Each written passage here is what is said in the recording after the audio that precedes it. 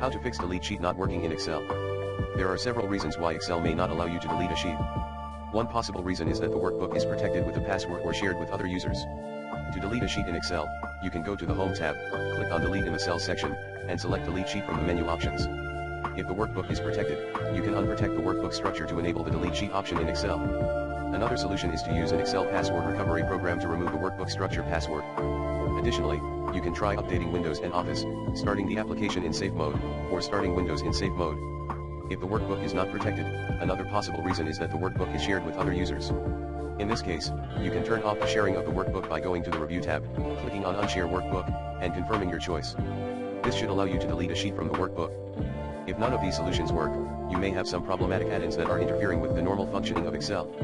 You can try disabling them by going to File Options, Add-ins, Manage COM Add-ins, Go and Unchanged, checking the boxes next to the add-ins you want to disable. Alternatively, you can start Excel in safe mode by holding down the Control key while launching it and see if you can delete a sheet without any issues.